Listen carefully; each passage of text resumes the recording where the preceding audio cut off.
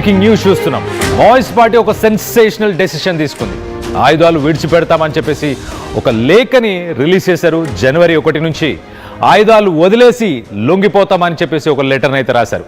ఇటు MCC zone ప్రతినిధిగా Anant, communist party of India మావోయిస్ట్కి సంబంధించి సిపిఐఎం మొత్తానికి ఆ పార్టీకి సంబంధించిన జోనల్ రిప్రజెంటేటివ్ అనంత్.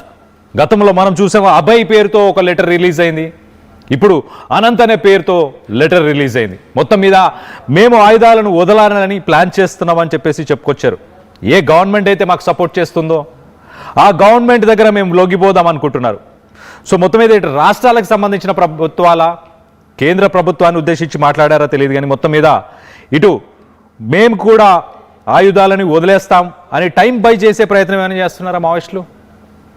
ఇప్పుడు ప్రస్తుతానికి ఆపరేషన్ కగార్ని అడ్డుకోలేక, ఆపరేషన్ కగార్ వల్ల మావోయిస్ట్ పార్టీకి జరుగుతున్న నష్టాన్ని అడ్డుకోలేక ఒక రకంగా టైం బై చేద్దామని కొంత సమయం కొంత బఫర్ టైం తీసుకోవాలి అన్న ఉద్దేశంతో ఇలాంటి లెటర్ని ఏమన్నా బయటికి విడుదల చేశారా? లేకపోతే నిజంగానే మావోయిజానికి ఇండియాలో ఎండ్ కార్డ్ పడబోతుందా? ఇటు చైనా లాంటి కంట్రీలో ఇప్పుడు అక్కడ ప్రభుత్వాలనే ఫామ్ చేసి చైనాని రన్ చేస్తుంది అక్కడ కమ్యూనిస్ట్ పార్టీ. ఇటు గతంలో మనం చూసాం, ఇటు రష్యా కావచ్చు, మిగతా దేశాలు కావచ్చు, అన్ని దేశాల్లోనూ కమ్యూనిస్ట్ పార్టీకి సంబంధించిన ట్రేసెస్, ఎస్పెషల్లీ మావోయిజానికి సంబంధించిన ట్రేసెస్ ఉన్నాయి. కానీ ఇక్కడ ఇండియాలో మరి ఎండ్ కార్డ్ పడబోతుందా? దీనికి సంబంధించి మీరేమనుకుంటున్నారు? ఒక్కసారి ఒక terminal decline, the MMC special zonal committee of the CPI Maoist has issued a formal proposal to lay down arms. వాళ్ళు దాంట్లో ఏం ఆఫర్ చేశారు, ఆ లెటర్లో ఏం రాశారు అనేది ఒకసారి మీకు చదివి వినిపించే ప్రయత్నం చేస్తాను. November 28న ఈ లెటర్ సర్ఫేస్ అయింది. ఎంఎంసీ స్పోక్స్ పర్సన్ అనంత్ ఆయన ఒక ప్రపోజల్ని ముందుకు తీసుకొచ్చారు. ఇటు కలెక్టివ్గా organised and dignified reunification with the mainstream, అంటే జనాలతో పాటు మేము కన్స్ట్రక్టివ్గా, ఒక ఆర్గనైజ్డ్గా, కలెక్టివ్గా, అంటే అందరం కలిసి డిగ్నిఫైడ్గా రీయూనైట్ అయ్యేదాం అనుకుంటున్నాం, సమాజంలో కలుద్దామని అనుకుంటున్నాం అని చెప్పేసి ఆ ఆఫర్ని అయితే ఈ లెటర్లో మెన్షన్ చేశారు. టైం లైన్ కూడా ఇక్కడ డిసైడ్ చేసి పెట్టారు. ఆ టైం లైన్ కూడా మనం ఒక్కసారి చూస్తే కనుక January 1 గతంలో వచ్చిన లెటర్ ఒక్కసారి మనం చూస్తే November 22న వచ్చిన లెటర్లో అప్పుడు రిక్వెస్ట్ చేసింది ఏంటంటే సీజ్ ఫైర్ని February 15, 2026, February 15th, 2026 దాకా సీజ్ ఫైర్ని కంటిన్యూ చేయాలి. ఇటు సెంట్రల్ గవర్నమెంట్ ఫోర్సెస్ కావచ్చు, సెంట్రల్ గవర్నమెంట్, స్టేట్ గవర్నమెంట్ కావచ్చు, ఈ ఫోర్సెస్ అన్నీ కూడా సీజ్ ఫైర్ని February 15th, 2026కి ఎక్స్టెండ్ చేయాలని ఇంతకుముందు ఒక రిక్వెస్ట్ వచ్చింది November 22న. ఇప్పుడు కొత్త ప్రపోజల్ ఏమొచ్చింది అంటే లేటెస్ట్ కమ్యూనికేషన్లో January 1కి మాకు January 1 దాకా మాకు ఆప్షన్ ఇస్తే దాదాపు ఒక 1 month, ఒక 30 days టైం పీరియడ్ అనుకోవచ్చు, 30 days ప్లస్ టైం పీరియడ్ని మాకు ఇస్తే మేము సరెండర్ అయిపోతాం. ఇంతకుముందు సీజ్ ఫైర్ ఆప్షన్ని రిక్వెస్ట్ చేశారు, వాళ్ళు రేస్ చేశారు. ఇప్పుడు ఏకంగా ఒక 30 days ప్లస్ టైం పీరియడ్ ఇస్తే డైరెక్ట్గా మేము సరెండర్ అయిపోతాం, January 1, 2026కి మేము సరెండర్ అయిపోతామని చెప్పి ఆఫర్ చేస్తున్నారు. ఏ గవర్నమెంట్స్ అయితే మాకు సపోర్ట్ చేస్తాయి? మన గతంలో గమనించాం, కొంతమంది ఇటు మహారాష్ట్రకి వెళ్ళి అక్కడ లొంగిపోయారు, కొంతమంది ఆంధ్రప్రదేశ్కి వెళ్ళి అక్కడ లొంగిపోయారు. సో మొత్తం మీద ఏ గవర్నమెంట్స్ మాకు సపోర్టివ్గా ఉంటే ఆ స్టేట్ గవర్నమెంట్స్కి దగ్గరికి వెళ్ళి అక్కడ లొంగిపోతామని చెప్పేసి ఈ లెటర్లో మెన్షన్ చేశారు. అలాగే ప్రధానంగా వీళ్ళు చేస్తున్న డిమాండ్స్ కూడా ఒకసారి చూసే ప్రయత్నం చేద్దాం. ఒకసారి డిమాండ్స్ కూడా మనం చూస్తే కనుక సెక్యూరిటీ ఫోర్సెస్ని టెంపరీగా సస్పెండ్ చేసి combat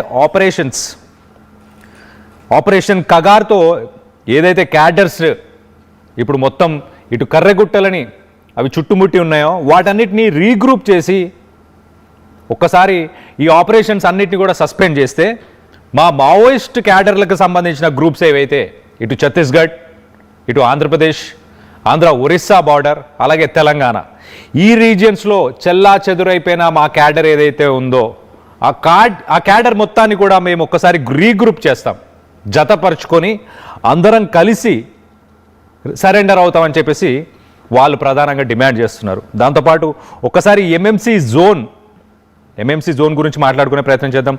MMC zone was created as a red corridor expansion to relieve pressure on Bastar.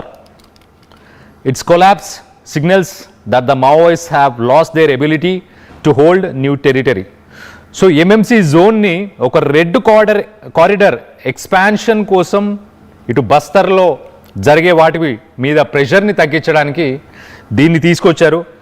So దీని నుంచి ఒక లెటర్ వచ్చింది కాబట్టి ఇప్పుడు ఈ ఎంఎంసీ జోన్ నుంచే లెటర్ వచ్చింది కాబట్టి వాళ్ళు ఆ టెరిటరీని హోల్డ్ చేయలేని పరిస్థితి, ఆ ప్రాంతాలని వాళ్ళు ఇప్పుడు రూల్ చేయలేని పరిస్థితి, వాటిని కంట్రోల్ చేయలేని పరిస్థితిలో ఉన్నట్టు ఇది ఒక సిగ్నిఫికెంట్స్ అని చెప్పుకోవచ్చు. అంటే నిదర్శనం అని చెప్పుకోవచ్చు ఒక రకంగా. ఈ ఎంఎంసీ నుంచి లెటర్ రావడాన్ని మనం ఇలా కన్సిడర్ చేయొచ్చు. దీనికి అంత సిగ్నిఫికెన్స్ ఉంటుంది ఈ ఎంఎంసీకి సంబంధించి. సో అలాగే ఢిల్లీలో గతంలో మనం చూస్తే దీనికి సంబంధించి ఇటు ఆపరేషన్ కగార్ మార్చ్ 2026 కల్లా ఖచ్చితంగా మావోయిజాన్ని ఇండియాలో లేకుండా చేద్దామని కేంద్ర ప్రభుత్వాలు అయితే ప్లాన్ చేసినాయి. సో దీనికి సంబంధించి మరిన్ని వివరాలు కూడా తెలుసుకునే ప్రయత్నం చేద్దాం. మా ప్రతినిధి రవినాయక్ ఉన్నారు, రవినాయక్తో మాట్లాడి తెలుసుకునే ప్రయత్నం చేద్దాం. రవినాయక్, చెప్పండి, ఈ లెటర్ ఇటు ఎంఎంసీ వాళ్ళు ఇచ్చిన లెటరేనా? దీన్ని అథెంటికేట్ చేయొచ్చా? దీన్ని నమ్మొచ్చా?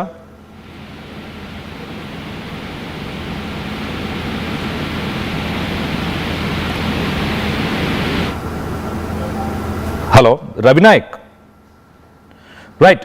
ఒక్కసారి మనం ఢిల్లీలో రీసెంట్ టైమ్స్లో జరిగిన ఇన్సిడెంట్స్ని ఒక్కసారి మీకు చెప్పే ప్రయత్నం చేస్తా. ఇటు మావోయిస్ట్ లీడర్ హిడ్మాకి సంబంధించిన పోస్టర్స్ ఒక్కసారిగా ఇటు ఢిల్లీలో ఆ పోస్టర్స్ అన్నీ కనిపించాయి. నవంబర్ 24న ఒక ప్రొటెస్ట్ జరుగుతున్న సమయంలో పొల్యూషన్ మీద ప్రొటెస్ట్ జరుగుతుంది, పొల్యూషన్కి ఎగనెస్ట్గా ప్రొటెస్ట్ జరుగుతుంది. కానీ అక్కడ ఇటు మావోయిస్ట్ లీడర్ హిడ్మాకి సంబంధించిన పోస్టర్స్ కనిపించాయి.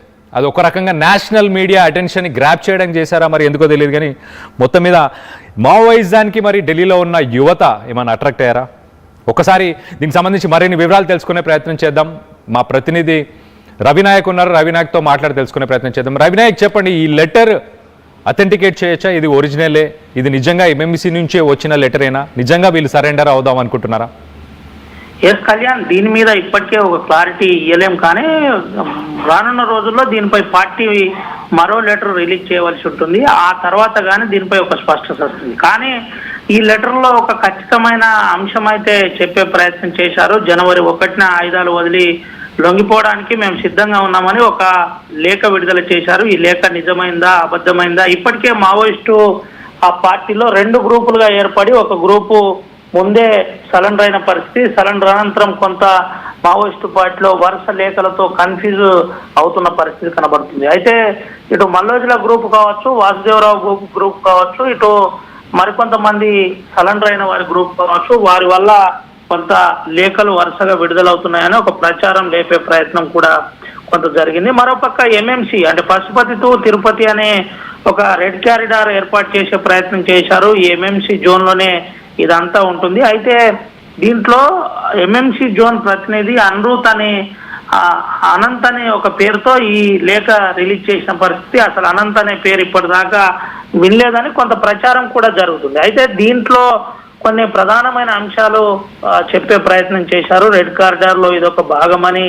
అయితే ఈ రెడ్ కారిడార్ సంబంధించిన అంశం అంతా కూడా గతంలో దేవ్జీ చూసేవారని చెప్పే ప్రయత్నం. అయితే మావోయిస్టు పార్టీలో ఇప్పుడు కీలకంగా పనిచేస్తున్న ఎవరైతే దేవ్జీ ఉన్నాడో ఈ దేవ్జీ అంశంలో వరుస కథనాలు, ఏదో ఒక కథనం, ఓ పక్క మావోయిస్టు పార్టీ పేరుతో వచ్చిన లేఖలో దేవ్జీ పోలీసుల అదుపులో ఉన్నారని ఒకరోజు, మరో రోజు